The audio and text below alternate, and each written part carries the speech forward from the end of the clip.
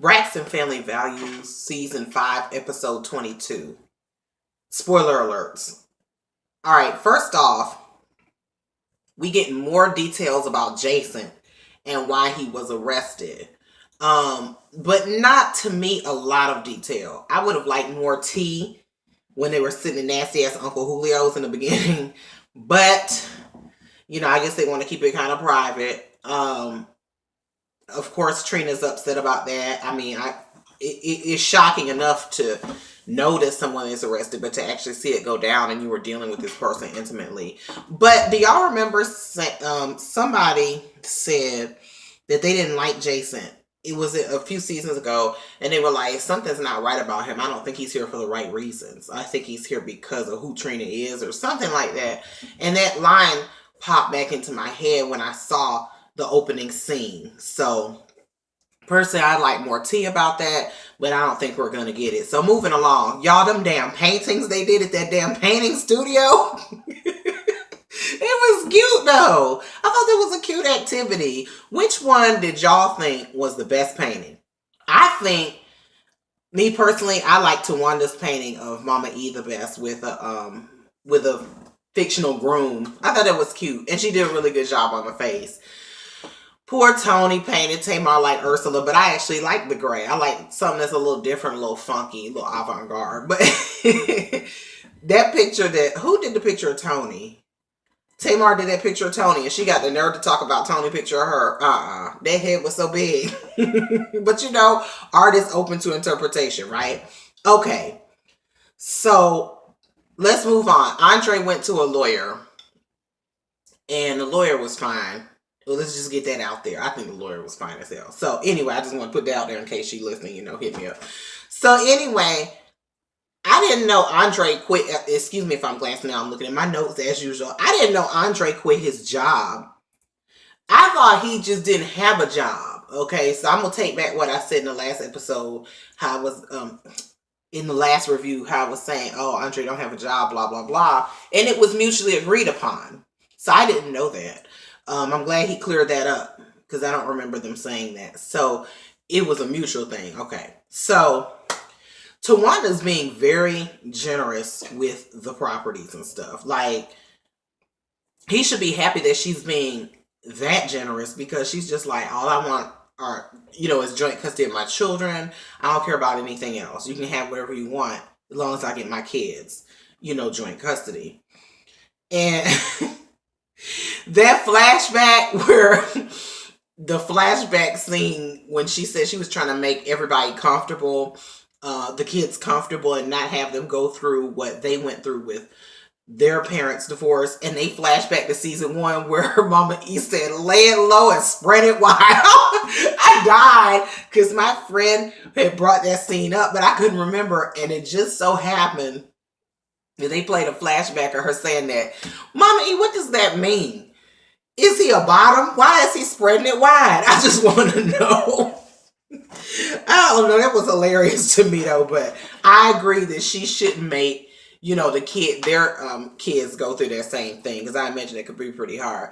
All right, next we were in Tamar, with Tamar in the studio and everybody was there to hear the song. I'm feeling that song. Okay, now I really didn't check out her new album. Even her latest album, even though I didn't, I posted something on my Instagram about it.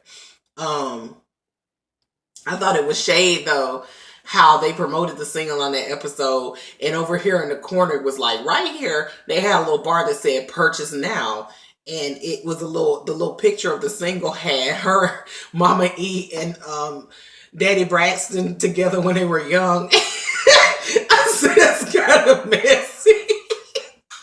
It was kind of messy to me. It was cute, but it was like, really y'all gonna put their old wedding picture up there or old picture of them together? I thought that was kind of messy, but anyway, that gave me a chuckle. A little bears in the corner. Anyway, so we getting some deep tea though in the studio after the single plays. I'm glad Mama E had a good reaction to it, but listen, she revealed that he had other girls, that he started crying in the counseling session, and that he said I'm talking about Daddy Braxton, Michael Braxton, said that he was in love with his mistress and he didn't want to lose her, and he started crying.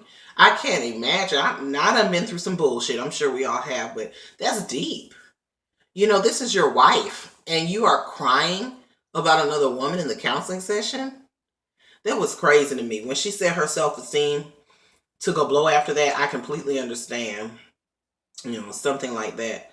And I haven't been through that situation, but y'all know how you go through a breakup or something, someone make you feel low and you not feeling as good about yourself, and then to have your husband sit up there and say that he's in love with this woman and he don't want to let her go, and he starts crying, and then had other women, multiple women too. You know what I was wondering? How can his current wife feel comfortable that he's not stepping out on her?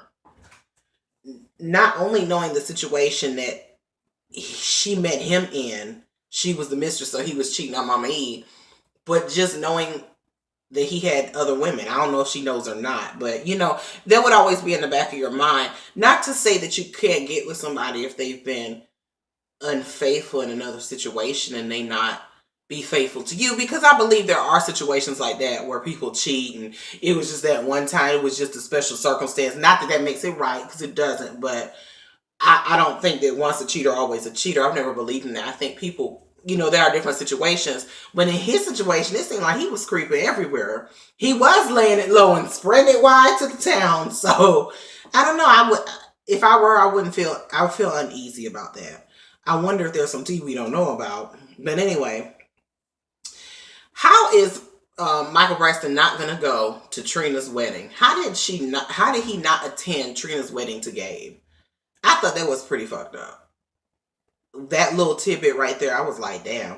And let me get on Vince. When Tamar and Vince were sitting together in their home in Calabasas, Vince, she is the side piece. She just has a legalized side piece paper now called a marriage license. She isn't the side piece anymore. She was the side piece. And I don't think that's disrespectful. Let's call a horse a horse. Let's call a spade a spade. Let's call it what it is. She was the damn side piece, Vince. Vince is like, no, you can't say that. That's disrespectful. She wasn't the side. Yes, she was, man. She was the damn side piece. Don't be cute about it now just because they married and shit. Now, look. Listen. I can't read my writing, y'all. And I hate when that happens. So we just gonna skip over this part. Wait a minute. Let me read it. I don't understand why they still on the thing about the wife coming, the new wife coming. Like, why are they even trying to make that an issue anymore? I say no, because Evelyn's not comfortable with it. So let's move on. Now look. Soon as I seen Tawanda's little part pop up with her name, you know how they have the little magazine cover pop up? I said, Lord, it's finna be some shit. I said, oh, Lord. And sure enough, her and Andre went into counseling. Andre showed up because the finance lawyer told him that, that, it'd be good for him to go. And I think it would be good for him to go, too, because clearly he got some underlying feelings that are unresolved. He started crying during the counseling. This is why y'all need counseling. He's crying. And then it really came out why he was upset. When Tawanda said, why do you want full custody of the kids? And then Andre was like, why were you having sex with somebody else and you didn't tell me? Or something like that, he said. I was like, now it's really coming out. Now the tea is really being spilled about why you're mad. I really don't think it's the kids. I think he's just using the kids as a lever.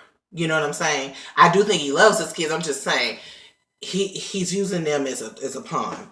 So I just want to know, why not joint custody? Why can't y'all have joint custody? I don't get it. But anyway, they start talking during the council session.